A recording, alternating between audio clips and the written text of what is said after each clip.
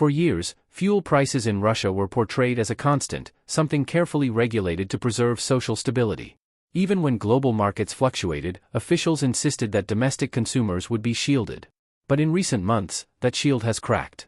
Rising costs at petrol stations, shortages in certain regions, and delays in deliveries have sparked visible unrest. According to our sources in regional administrations, protests over fuel prices have erupted not only in remote provinces but also in industrial centers. Truck drivers block roads, farmers gather outside municipal buildings, and ordinary citizens line up at stations only to find limited supplies. Official channels describe these incidents as isolated, caused by logistical difficulties or seasonal demand. Yet observers underline that the scale and frequency suggest something more profound, a brewing crisis at the intersection of economics and politics. Behind closed doors, officials admit that the causes are structural. Russia remains one of the world's largest oil producers, but sanctions, logistical challenges, and increased export commitments have reduced domestic availability. Refineries, disrupted by maintenance or targeted by strikes, have struggled to maintain output. Meanwhile, the state prioritizes foreign sales to secure hard currency, leaving domestic markets under pressure. This dynamic, analysts explain, creates an ironic paradox. A country rich in energy resources faces protests over fuel shortages at home. For citizens, the explanation hardly matters. What they see is the price on the pump rising week after week, cutting into wages already strained by inflation. For truck drivers and farmers, fuel is not just a commodity but a lifeline. Its cost directly determines whether they can operate profitably. When that lifeline frays, patience quickly turns into protest. The government's response has been cautious but firm. Police are dispatched to disperse gatherings, governors are instructed to calm tensions, and state media minimizes coverage. At the same time, subsidies and temporary price controls are announced to ease discontent. Yet insiders note that these measures are often reactive, applied after protests erupt rather than preventing them. "We are constantly catching up with the problem," admitted one regional official privately, instead of solving it at the root. Experts underline that this reactive pattern reflects deeper vulnerabilities. The state has fewer resources to subsidize fuel as revenues decline. Export obligations cannot be easily reduced without sacrificing income. The result is a narrowing space for maneuver, each option carries costs, and none provides a long-term solution. Sociologists stress that fuel protests carry particular significance in Russia. Unlike abstract political issues, fuel prices affect nearly every household directly. A rise of even a few rubles per liter can mean less money for food, clothing, or utilities. For small businesses, it can determine survival. This universality gives the protests a resonance beyond their size. Even when gatherings involve only dozens or hundreds of people, the grievance they express is widely shared. Observers compare this to past episodes where economic frustrations quietly accumulated until they erupted in sudden demonstrations.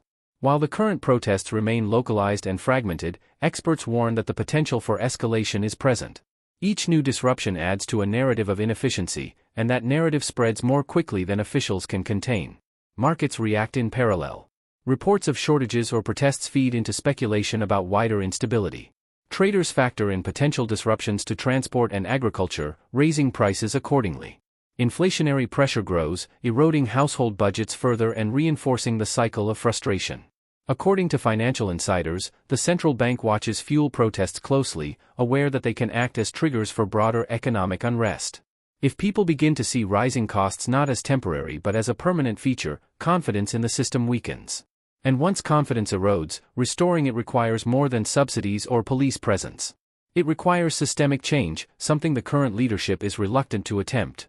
The significance of these protests lies not only in their immediate demands but in what they reveal, that even in an energy superpower, domestic stability can falter when global pressures and internal weaknesses converge. The Kremlin insists that the situation is under control, but the streets tell another story.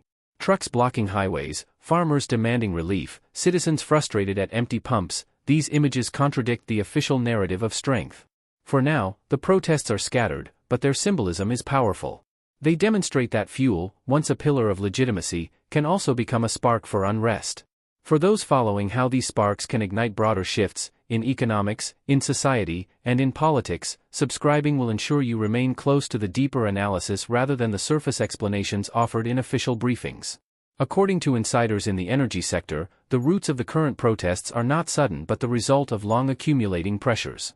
For years, Russia relied on its ability to balance exports with domestic consumption. When revenues were strong and logistics predictable, this balance was maintained without difficulty. But sanctions disrupted traditional markets, forcing Moscow to reroute supplies to Asia and the Middle East. Longer journeys, reliance on shadow fleets, and higher insurance costs reduced efficiency. To compensate, the state pressed producers to export more, ensuring hard currency inflows.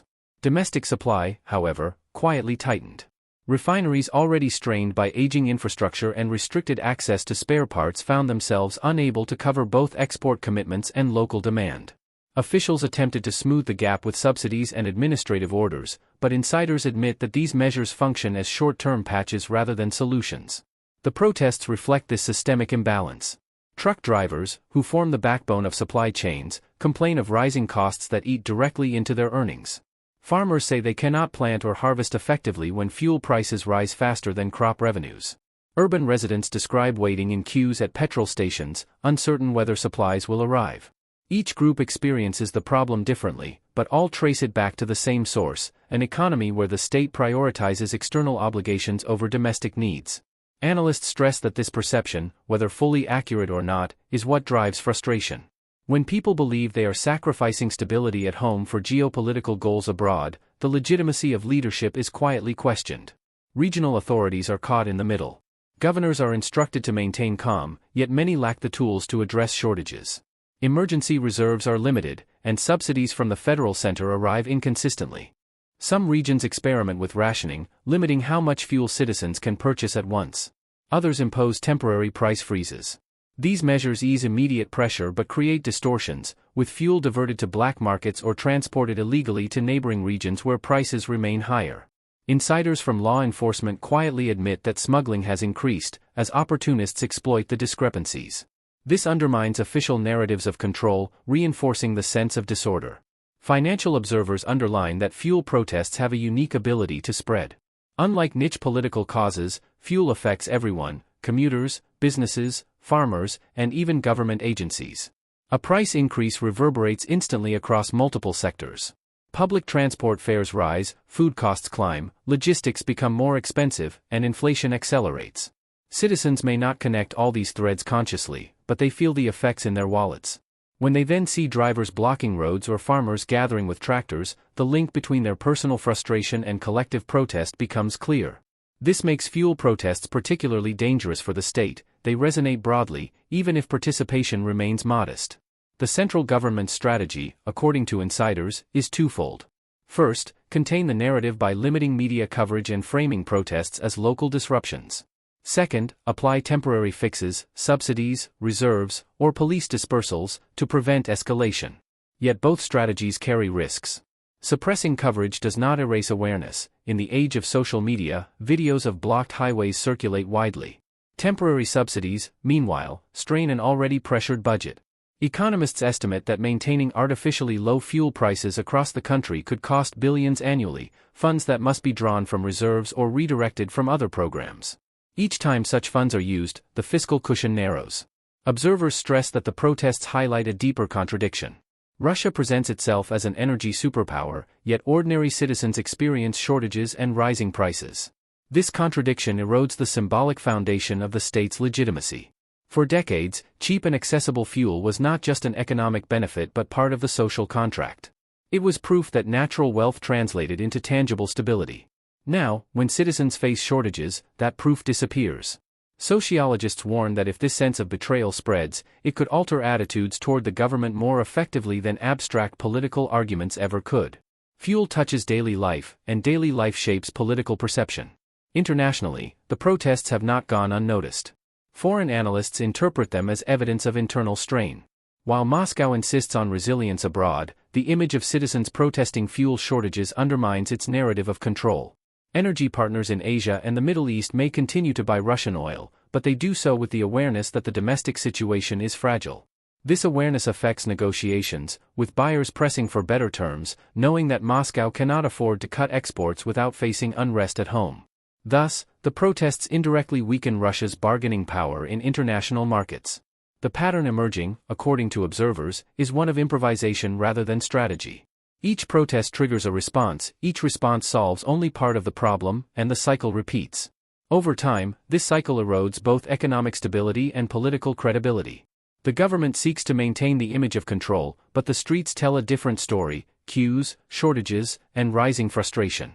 It is this divergence, between the official narrative and lived reality, that defines the significance of the fuel protests. They are not just about prices at the pump. They are about the limits of a system built on promises that are now proving harder to keep. The persistence of fuel protests is beginning to reveal the structural fragility of Russia's current economic and political model. According to experts in energy and finance, the state's dependence on hydrocarbon revenues has long been described as a double-edged sword. While high export income provides stability, it also creates exposure. When global markets shift or when sanctions interfere, the consequences are felt directly at home. This exposure is no longer theoretical. Fuel shortages in a country that exports millions of barrels of oil daily illustrate the contradiction in stark terms. For many citizens, it has become a symbol of disconnection between state narratives and everyday reality. "We are told we are an energy power," remarked one truck driver during a protest, "but we cannot even fill our tanks." Such statements, recorded and shared online, resonate far beyond the protest sites. Observers note that this disconnect carries political weight. Fuel has historically been part of the implicit social contract: cheap petrol, reliable supply, and the assurance that Russia's vast resources benefit its own people. When this promise falters, the legitimacy built on it weakens. Sociologists explain that grievances over fuel prices spread horizontally across society more effectively than other issues. Unlike debates about foreign policy or abstract economic reforms, fuel costs are felt by everyone: drivers in cities, farmers in villages, commuters on buses. This universality means that protests, even when small, echo widely. Citizens who never participate still identify with the grievance.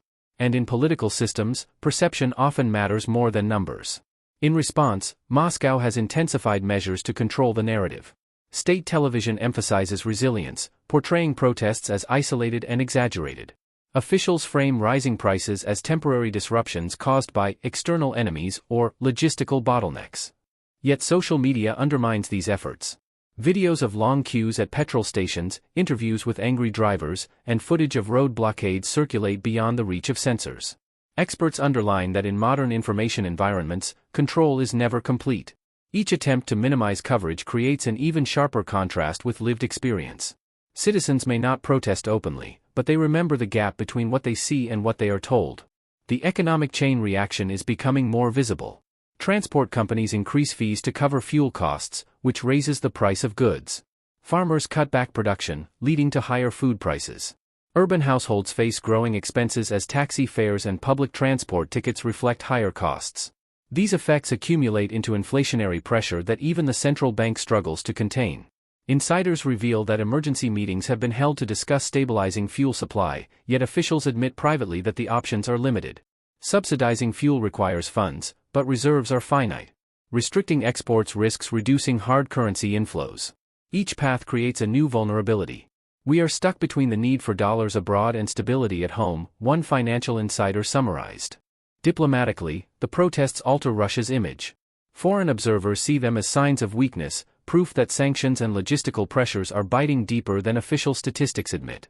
Energy partners abroad exploit this perception. Negotiators from Asia and the Middle East push harder for discounts, aware that Moscow cannot afford to reduce exports without fueling domestic unrest.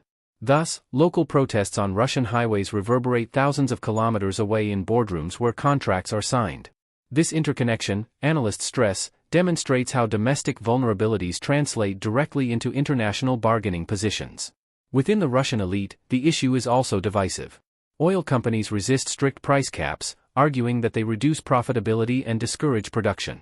The government demands compliance, emphasizing political stability over commercial interests. Tension grows as executives feel they are being forced to solve political problems at their own expense.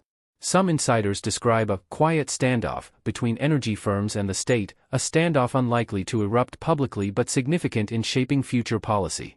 This friction illustrates the deeper cost of the fuel protests. They not only unsettle citizens but also strain the relationship between the Kremlin and one of its most critical sectors.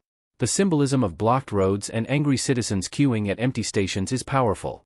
It undermines decades of narrative about abundance and control. Even if protests remain limited, the images they create cannot easily be erased. Observers underline that legitimacy is as much about perception as it is about policy. When people see shortages, they draw their own conclusions about competence. And those conclusions, once formed, rarely reverse quickly. The protests may fade temporarily, but the memory lingers, shaping how citizens interpret future challenges. This is why analysts argue that the significance of fuel protests lies not in the number of participants but in the fault lines they expose. They show that the state's ability to guarantee basic stability is not absolute. They demonstrate that global pressures penetrate domestic life. And they remind both citizens and leaders that legitimacy is fragile when built on promises that can no longer be fully delivered. For those who want to keep following how these local protests connect to broader dynamics, reshaping politics, economics, and even international relations, subscribing will ensure you remain closer to the underlying story, not just the fragments presented in official statements. International observers stress that the protests unfolding across Russian regions carry weight far beyond the immediate question of fuel prices. In capitals from Brussels to Beijing, analysts quietly monitor these demonstrations as signals of stress within the Russian system. While official statistics continue to portray resilience, the image of drivers blocking roads or farmers demanding relief challenges that portrayal. Diplomats note that this is not merely an economic issue but a political one. A state that struggles to maintain fuel stability at home projects less confidence abroad. In negotiations over trade, energy, and alliances, perception matters. When Moscow insists it is an energy superpower, images of its own citizens protesting shortages create a contradiction too stark to ignore. The mechanics of the crisis continue to deepen. According to insiders in the oil industry, production is holding steady in aggregate figures, but refining capacity remains the bottleneck. Many refineries, reliant on imported equipment and technology, are operating with limited maintenance. Spare parts are cannibalized, repairs delayed, and efficiency erodes. This reduces the volume of fuel available for domestic consumption even if crude production remains high. At the same time, export contracts demand fulfillment. Failure to meet those commitments would undermine hard currency inflows and damage fragile relationships with foreign buyers. Thus, authorities prioritize exports while rationing domestic markets. The result is predictable: shortages at home, rising discontent, and visible protests. Economists underline that this trade-off cannot be sustained indefinitely without political cost. Regional dynamics add another layer of complexity. Protests are not uniform, they vary in tone and scale depending on local conditions. In agricultural regions, farmers gather with tractors, demanding subsidies and lower fuel costs. In industrial centers, truck drivers block highways, arguing that they cannot remain profitable under current prices. In urban areas, ordinary citizens voice frustration at queues and rising costs. These groups are not coordinated, but their grievances converge. Sociologists emphasize that such convergence is significant. It suggests that fuel protests are not limited to one sector but resonate broadly. Even if participants remain relatively small in number, the underlying dissatisfaction touches multiple layers of society. This makes the protests more difficult to contain, since each region frames its demands differently, but the root cause is shared. Government responses reflect this difficulty. In some areas, police disperse gatherings quickly, making arrests and reasserting control. In others, governors negotiate, offering subsidies or promising relief. These differences reveal the absence of a coherent national strategy. Officials react case by case, improvising responses that vary widely. Insiders admit that coordination is weak, as the central government seeks to avoid acknowledging the scale of the problem. This improvisation, however, creates inconsistencies that citizens notice. When one region receives subsidies while another faces repression, frustration grows. Observers warn that such inconsistency risks widening distrust, not only in the central authorities but also in regional leadership. Markets reflect the unease. Rising transport costs feed into broader inflation, already a pressing concern. Food prices climb as farmers reduce output or pass higher costs on to consumers. Retail chains quietly adjust pricing strategies, preparing for further increases. For households, the effect is cumulative. Every trip to the store feels more expensive, every bill harder to cover. Official inflation figures attempt to capture the trend, but insiders in the financial sector argue that the lived experience is worse than the statistics suggest. This divergence between official numbers and personal reality contributes to skepticism. People believe their wallets more than government reports, and the protests become a physical expression of that skepticism. International partners quietly adjust to this environment. Buyers of Russian energy in Asia and the Middle East see the protests as leverage. They push for deeper discounts, aware that Moscow cannot afford to reduce exports further without fueling unrest at home. Diplomats confirm that negotiations have shifted tone. Where Russia once projected strength, it now negotiates under visible pressure. This weakening of bargaining power is subtle but consequential. Over time, it reduces Moscow's ability to use energy as a tool of foreign policy. Energy, once the strongest card, now comes with visible vulnerabilities attached. Observers underline that the broader danger of the fuel protests lies not in their scale but in their symbolism. They reveal the limits of the state's capacity to guarantee stability, even in areas once considered untouchable. They demonstrate how external sanctions and internal inefficiencies intersect in ways that directly affect citizens. And they highlight how legitimacy, built on promises of abundance, can erode when those promises are broken. The government continues to insist that the situation is temporary, manageable, and under control. Yet each new protest contradicts that message. Each image of a blocked highway or an empty petrol station adds to a growing archive of discontent.